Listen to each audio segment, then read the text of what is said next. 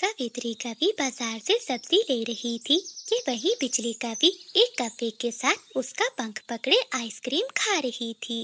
अरे बाप, सावित्री, तुमने तो अपनी बेटी को बहुत आजादी दे दी है। जरा देख तो, खुलेआम बाजार में कौवे का पंख पकड़े आइसक्रीम खा रही है।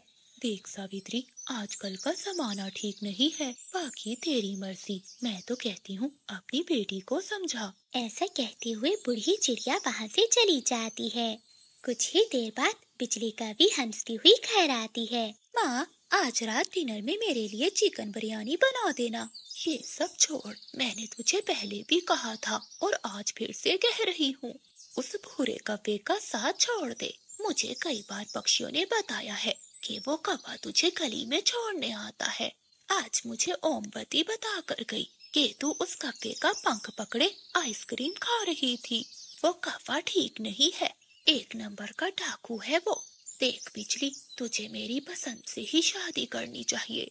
माँ, न जाने तुम उसे क्यों पसंद नहीं करती। हाँ, और शादी के बाद वो चोरी और पीना छोड़ देगा, उसने मुझसे वादा किया है। भूरा कौवा बहुत अच्छा है और मैं उसी से शादी करूंगी। वैसे भी आजकल का जमाना बदल गया है, अब सब पक्षी अपनी पसंद से ही शादी करते हैं।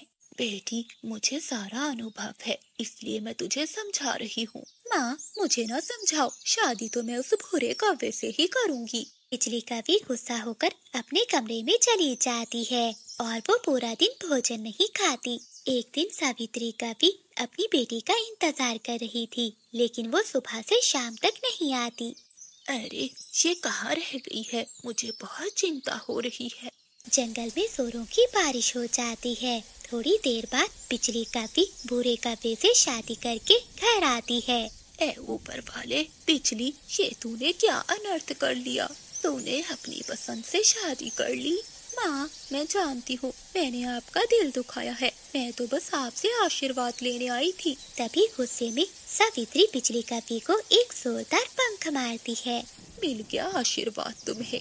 याद रखना, अगर कभी तुझ पर मुश्किल आई तो मैं तेरी मदद नहीं करूँगी। सावित्री अपने कलेजे पर पत्थर रखकर बिजली कभी और भूरे कौवे को घर से बाहर निकाल देती है और अंदर से दरवाजा बंद कर लेती है। भूरा कौवा बिजली कभी को लेकर अपने घर चला जाता है, जहाँ बिजली कभी का ससुराल कुछ दिन तो अच्छा पेश आता है, लेकिन फिर धीरे धीरे सब जहर उगलने लगते हैं। एक दिन बिजली कभी रसोई में खाना बनाती है और भोजन में नमक ज्यादा हो जाता है। अरे, ये कैसा भोजन बनाया है? रोज अजीब अजीब भोजन बना कर ले आती हो। क्या बात है, तुम्हारी माँ ने तुम्हें कुछ सिखाया नहीं? पति जी, मैंने खुद चखा है भोजन में नमक बिल्कुल ठीक है। तभी भूरा कौवा बिजली कभी का पंख जोर से पकड़ लेता है। तुम्हारी हिम्मत कैसे हुई मेरे सामने अपनी चोंच खोलने की? जाओ, दोबारा से मेरे लिए भोजन बना कर लाओ। बेटे, मेरा तो दाल चावल खाने को मन कर रहा है, इसे बोल मेरे लिए भी बना कर लाए। लेकिन माँ जी, इतनी गर्मी में दाल चावल अब मैं कैसे बनाऊंगी? देखा बेटा, तेरी पत्नी कैसे बहाना बना रही है। वो मुझे भूखे मारना चाहती है, इसलिए ऐसा बोल रही है। मैंने कितनी बार कहा कि मेरी पसंद से शादी कर ले, लेकिन तूने मेरी नहीं मानी। ये सुनते ही भूरे कौवे को बहुत गुस्सा आता है और वो बिजली कभी को एक जोरदार पंख मारता है, जिससे बिजली कभी नीचे जाकर गिरती है और वो घायल हो जाती है। भूरे, तुम मुझे मार क्यों रहे हो? चुप, बिल्कुल चुप कर जा। शादी कर कर लाया हूँ मैं तुझे। अब तेरी माँ नहीं है यहाँ जो तेरी बातें सुनेगी। अब इस घर में रहना है तो जैसा मैं कहूँगा वैसा ही करना पड़ेगा। सुना तूने? जा, अभी जाकर मेरी माँ को दाल चावल बना कर दे। फिर बिजली कभी रोती हुई रसोई में जाती है। वो भोजन बनाती है, तभी उसका पंख भी जल जाता है। हाय माँ, मर गई मेरा पंख। मैंने भूरे से इतना प्यार किया, यहाँ तक कि अपनी माँ से भी लड़ गई, लेकिन वही हुआ जो माँ ने कहा था कि भूरा मेरे लिए ठीक नहीं है। ऐसे ही काफी दिन गुजर जाते हैं। बिजली कभी के ससुराल वाले उसको बहुत मारते हैं। एक दिन सावित्री रह नहीं पाती, वो अपनी बेटी से मिलने के लिए उसके घर जाती है। तभी वो देखती है। क्या बोला तुमने कि मैं बदल गया हूँ? हाँ, मैं बदल गया हूँ। तुझे क्या लगा था कि कुत्ते की तरह पूरी जिंदगी मैं तेरे पीछे भागता रहूंगा? मैं पीऊंगा, दिन रात पीऊंगा और दिन रात तुझे मारूंगा। बहुत बढ़िया बेटा, ऐसी कमियों को तो ठीक करके ही रहना चाहिए। माँ जी मुझे बचा लीजिए, बहुत दर्द हो रहा है। सावित्री खुद को रोक नहीं पाती और वो जल्दी से जाके अपनी बेटी को छुड़ाती है। दूर दूर रहो मेरी बेटी से। तुझे क्या लगा था? क्या सच में मैंने अपनी बेटी से मुंह मोड़ लिया है? क्या हाल कर दिया है मेरी बेटी का। माँ तुम आ गई। अगर तुम माँ बेटे ने मेरी बेटी को दोबारा कोई पंख लगाया तो मैं पुलिस वालों को कॉल कर दूंगी। चल बेटी, चल मेरे साथ। फिर सावित्री अपनी बेटी को घर ले आती है और वो अपनी बेटी के जख्मों पर मरहम पट्टी करती है। तभी बिजली का बीबी अपनी माँ के गले लगकर बहुत रोती है। माँ मुझे माफ कर दो, मैंने आपकी बात नहीं सुनी, मैंने अपने दिल की सुनी।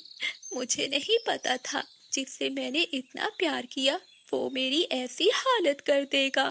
आपने ठीक ही कहा था कि बच्चों को माँ बाप की पसंद से ही शादी करनी चाहिए।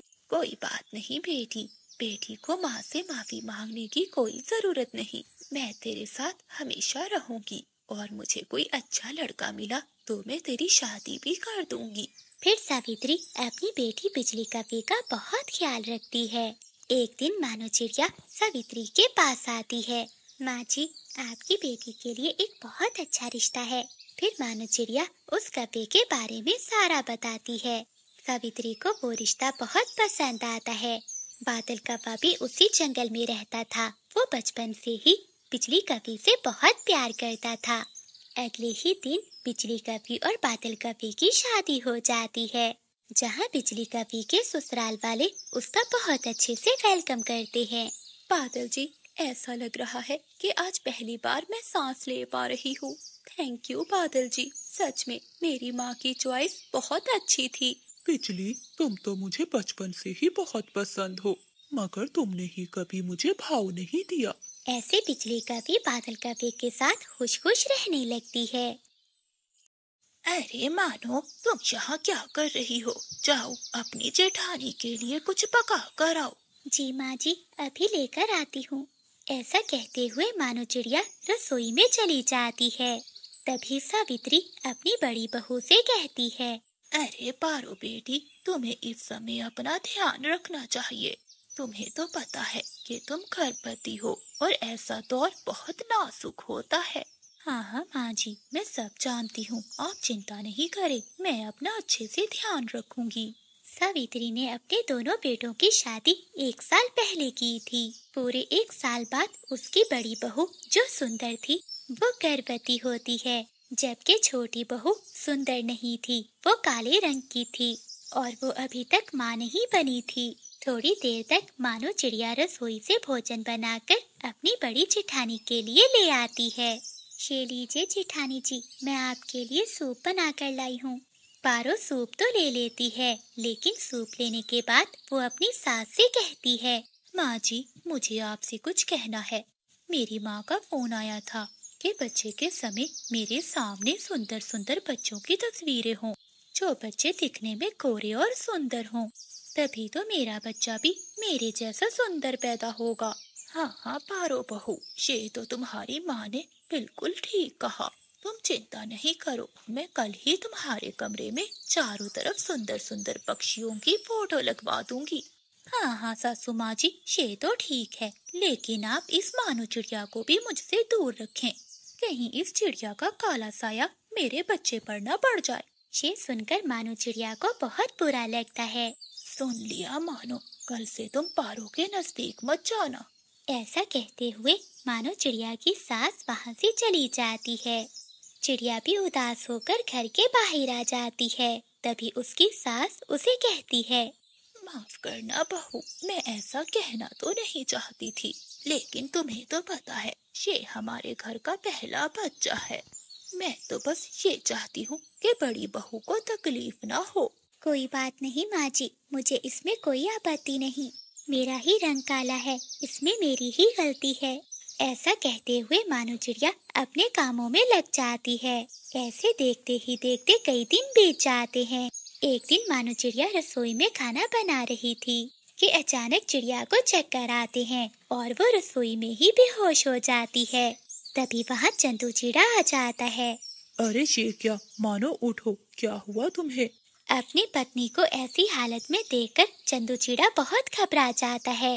वो अपनी पत्नी को उठाता है और तुरंत बुलबुल डॉक्टर के पास लेकर जाता है, जहाँ बुलबुल डॉक्टर मानो चिड़िया का इलाज करती है। मुबारक हो भाई साहब, आपकी पत्नी गर्भवती है, वो जल्द ही अंडा देने वाली है। ये सुनते ही चंदू चिड़ा बहुत खुश होता है। ये सुनकर वो अपनी पत्नी के पास जाता है। मानो बहुत बड़ी खुशखबरी है, तुम माँ बनने वाली हो और मैं पिता। फिर चंदू चिड़ा मानो चिड़िया को लेकर वापस घर आता है और वो सभी को बताता है, लेकिन वो सभी इस बात को नजरअंदाज कर देते हैं। भाई साहब, आप इतना खुश क्यों हो रहे हैं? गर्भवती ही हुई है, कोई तीर नहीं मारा। ऐसे देखते ही देखते कुछ दिन बीत जाते हैं। कुछ दिनों बाद मानो चिड़िया का पेट पारो से बड़ा दिखने लगता है। ये देखकर पारो चिड़िया को अजीब सा लगता है और वो अपनी सास से कहती है, माँ जी, जरा उस काली चिड़िया का पेट तो देखो। मुझे तो लगता है उसने अपने पेट में पत्थर या ईंटें भर ली हैं। जरा दिखा लो बुलबुल डॉक्टर को कि वो सच में गर्भवती है भी कि नहीं। पारो की ये सब बातें चंदू चिड़ा सुन लेता है और वो मानो चिड़िया के पास जाता है। चलो मानो, आज मैं तुम्हें बुलबुल डॉक्टर के पास चेकअप के लिए लेकर जाऊंगा। काफी दिन बीत गए, अभी तक तुमने चेकअप नहीं करवाया। चंदू चिड़ा अपनी पत्नी से बहुत प्यार करता था। उसे मानो चिड़िया के रंग रूप से कोई मतलब नहीं था। उसे तो मानो चिड़िया का व्यवहार बहुत भाता था। वो मानो चिड़िया को बुलबुल डॉक्टर के पास लेकर जाता है, जहाँ बुलबुल चिड़िया का चेकअप करती है। चंदू चिड़े, अब तुम्हें अपनी पत्नी का बहुत ध्यान रखना पड़ेगा, क्योंकि तुम्हारी पत्नी 2-2 अंडों को जन्म देने वाली है। ये सुनते ही चंदू चिड़ा बहुत खुश होता है और अपनी पत्नी को लेकर घर आ जाता है। माँ, आपको पता है बुलबुल डॉक्टर ने क्या बताया है? मानो चिड़िया के 2-2 अंडे आने वाले हैं। डॉक्टर ने कहा है मानो का अच्छे से ध्यान रखना है। अरे तो फिर क्या हुआ, बच्चा ही तो है, तेरी भाभी को भी होने वाला है। क्या कभी तूने उसका ध्यान रखा है? चल अपनी पत्नी को बोल कि जल्दी से रसोई में खाना बनाकर अपनी जेठानी को दे। अच्छा रूप कभी नहीं देखा। मैं तो मौसी को पत्थर दिल समझता था, लेकिन तुम तो स्वीट हार्ट निकली। सुन ले तोते, स्वीट हार्ट तब तक हूँ जब तक तेरी बातें बर्दाश्त कर रही हूँ। अब यहाँ से जाता है या करूँ डंडे से तेरी पिटाई। चील चाची की दुकान पर बैठा भूरा कौवा पास से आते जाते पक्षियों को देख रहा था और मक्खियाँ मार रहा था। वो उठता है और दुकान के अंदर जाकर क्रीम लगाने लगता है। क्रीम लगाकर वो फिर से आकर दुकान पर बैठ जाता है। ए ऊपर वाले, अब तो किसी ग्राहक को भेज दो। सुबह से बैठा हूँ, एक भी पक्षी नहीं आया और ना ही बिजली आई। तभी बिजली कभी उड़ती हुई भूरे कौवे की दुकान पर आती है। आप बिजली जी, आप, क्या सेवा करूं आपकी? आप तो बहुत दिनों बाद मेरी दुकान पर आई हैं। चल जा, तू क्या मेरी सेवा करेगा? कल मैं तेरे बाजू वाली बादल हलवाई की दुकान